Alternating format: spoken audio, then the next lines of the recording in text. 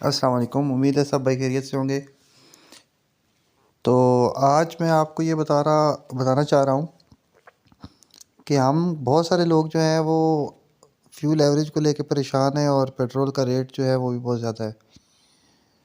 तो ये उन लोगों के लिए है, सबसे पहले ये वीडियो एंड तक देखेंगे, आपको बहुत अच्छी बातें समझ आएंगी। अब ये उन लोगों के लिए जो थर्मोस्टेट गाड़ी में नहीं डलवाते और फिर सोचते हैं कि हमें फ्यूल एवरेज मिले। अब ये सेम गाड़ी 14 की एवरेज दे रही है 10 की स्पीड पे। ये सुबह के टाइम में आपको राइट साइड पे निशान नज़र आ रहा होगा, गाड़ी ठंडी है। अब ये सेम गाड़ी उसी स्पीड पे यानी सेकंड गियर ही लगा हुआ है और ये 16 की एवरेज, ये रनिंग एवरेज मैं इसलिए दिखा रहा हूँ। ये एवरेज कैलकुलेट होती है, कैसे होती है ये इसके मैं आपको ना सारी डिटेल आगे समझाऊंगा। ये कुछ गाड़ियों पे, नई गाड़ियों पे एक मीटर लगा होता है जिस पे लाइव फ्यूल एवरेज आ रही होती है। लेकिन यहाँ पे मेरा मकसद सिर्फ ये है, आपको बताना है। ये काउंट करते हैं, मतलब पेट्रोल जो गाड़ी का इन आ रहा होता है और जो वापस जा रहा होता है उसकी कैलकुलेशन होती है। ये इंजेक्टर में कितना सप्लाई हो रहा है, पर आवर कितने लीटर जा रहा है, उसका वो सारा रिकॉर्ड निकालते हैं। तो अब सेम गाड़ी, इशू यहाँ पे है थर्मोस्टेट समझाना चाह रहा हूँ मैं। यानी सेम गाड़ी जब सुबह ठंडी थी तो 14 के करीब एवरेज थी और जब गर्म हो गई तो 16 के करीब एवरेज हो गई। तो डेफिनेटली थर्मोस्टेट वाल जो है वो बहुत अहम है। थर्मोस्टेट वाल के बगैर आपकी गाड़ी प्रॉपर एवरेज, फ्यूल एवरेज नहीं दे सकती।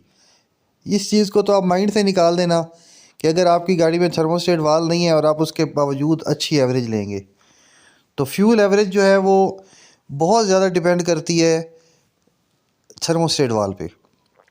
रीज़न क्या होती है, मैंने पीछे एक वीडियो बनाई थी ऑयल्स पे और उसमें विस्कोसिटीज़ का मैंने बताया था कि कितने पे काइनेस्टिक विस्कोसिटी जो है वो चेंज होती है। अब आज का जो मेरा मेन टॉपिक है वो ये है मोमेंटम के बारे में। अगर आप ये वीडियो देख लेंगे और इस पे आपको 2 से 4 दिन लगेंगे प्रैक्टिस करने में, लेकिन मैं वो गारंटी से कहता हूँ कि अगर आप पहले यानी सिटी में और जो आपका ये मतलब इन दी सिटी और थोड़ा बहुत जो आसपास के टूर्स होते हैं, आपको क्लियरली फ्यूल एवरेज का पता चल जाएगा और ज़्यादा हो जाएगी एवरेज। तो ये मोमेंटम की बात हुई। मोमेंटम क्या होता है, मिसाल के तौर पे मैं यहाँ आपको एक मिसाल देता हूँ, फिर आपको सारी स्टोरी समझ आ जाएगी।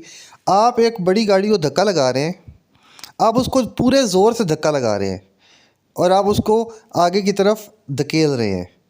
लेकिन एक स्टेज आती है, जैसे ही आप उसके ऊपर से धक्का लगाना हटाते हैं, हाथ छोड़ते हैं और दोबारा उस पर सिर्फ हाथ रखे ना, तो गाड़ी रिड़ती रहती है, गाड़ी हो या कोई भी चीज़ हो। तो मोमेंटम ये होता है, मैस और उसकी वेलोसिटी वो उसके अंदर गेन कर जाता है। यानी एक बॉडी जो है वो मोमेंटम गेन कर जाती है, तो उसके बाद उसके ऊपर जो ज़ोर लगाना होता है वो कम ज़रूरत होती है, हमें ज़्यादा ज़ोर लगाने की ज़रूरत नहीं होती। लेकिन अब ये बात हम गाड़ी को कैसे समझाएंगे कि अब तुमने मोमेंटम गेन कर लिया है तो अब तुम पे हम कम ज़ोर लगाएंगे। ये आज मैं आपको ना बड़ा इसका एक आसान सा तरीका बताऊंगा।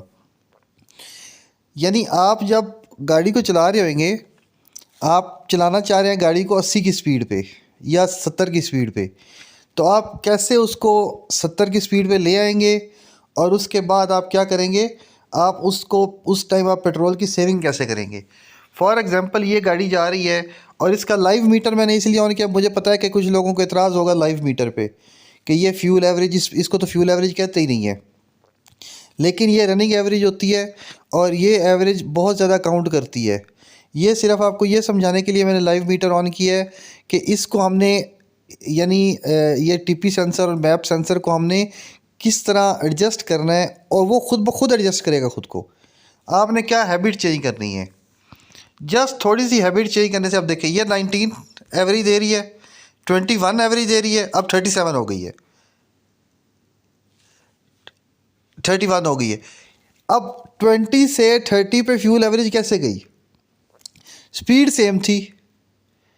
सिर्फ क्या करना होता है, जब आप गाड़ी को डिज़ायर्ड स्पीड पे, जो आप स्पीड पे चलाना चाह रहे हैं, जब आप अपनी गाड़ी को उस स्पीड पे ले जाएं तो आप उस टाइम आप ये चीज़ देखें, जैसे आप एक गाड़ी को धक्का लगा रहे हैं और आप उसको सॉरी धक्का लगा रहे हैं, आप उसको बहुत ज़्यादा ज़ोर लगाते हैं तब वो चल रही होती है। लेकिन अगर जब वो एक 5 या 10 की स्पीड पे रेड़ना शुरू हो जाती है, आप अपने हाथ हटा के दोबारा पीछे से आहिस्ता से हाथ रखें, तब भी वो चलती रहती है।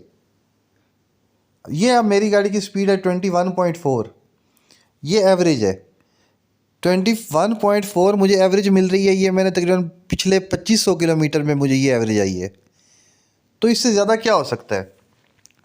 अब वो जो रनिंग थी एवरेज, वो जो जिस पे हम देख रहे थे, उसको कैलकुलेट कैसे करता है इंजन, यानी ECU उसकी रीडिंग कैसे दे रहा होता है। वो इस तरह दे रहा होता है कि एक कितना फ्यूल आ रहा है और कितना इंजेक्टर पल्स दे रहे हैं। जितनी RPM ज़्यादा होगी उतना पल्स ज़्यादा होगा और इस तरह पेट्रोल भी ज़्यादा यूज़ होगा। तो उसको कैलकुलेट करके वो दे रहा होता है कि एक टाइम में कितनी कर रहा है। अब यहाँ पे आपको मैं जो समझाना चाह रहा हूँ वो ये है कि इसमें ये सेंसर लगा हुआ है, हमारी सब गाड़ियों पे लगा होता है TP सेंसर। वो कैसे काम करता है, TP सेंसर कैसे काम करता है, आपने पेडल प्रेस किया, जैसे ही आप पेडल प्रेस करते हैं TP सेंसर अंदर से घूमता है। जैसे ही वो घूमता है वो इंजेक्टर्स को बताता है, ECU को बताता है, ECU इंजेक्टर्स को बताता है कि पेट्रोल ज़्यादा सप्लाई करो। अब वो एक फ़्लो में आ जाता है, हम पाँव दबा के रखते हैं, दबाई रखते हैं, तो वो पेट्रोल ज़्यादा सप्लाई होता रहता है।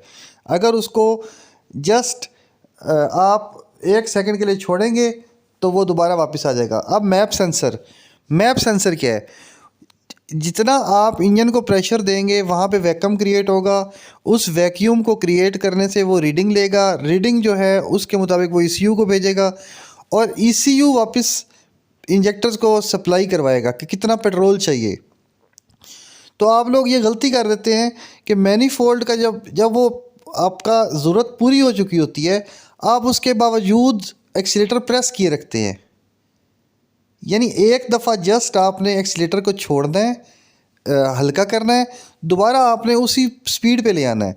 लेकिन ये चीज़ देखें ना, अब आप 0 से 60 पे जा रहे हैं फौरी तौर पे, यानी लाइक 10 सेकंड्स में, और आप उसमें मेंटेन कर लिया आपने स्पीड।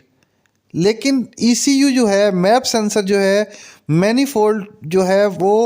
मैनीफोल्ड सेंसर जो है वो ECU को कमांड दी हुई है और वो उसी तरह पेट्रोल सप्लाई करता रहेगा जब तक आप उसको एक दफ़ा रिलैक्स करके दोबारा प्रेस नहीं करेंगे। अब ये मतलब स्पीड अप हो रही है और ये 28 की एवरेज आ रही है। अब 28 इसी तरह आ रही है कि सिटी में मुझे मतलब 16-17 मिलती है, जो मतलब स्टॉप्स आते हैं, कहीं पे गाड़ी रुकती है, सिग्नल्स पे बहुत ज़्यादा स्लो हो जाती है, वहाँ पे एवरेज कम हो जाती है। लॉन्ग रूट पे 28 आ रही है और जब उसकी एवरेज निकालते हैं तो वो आती है 21.5।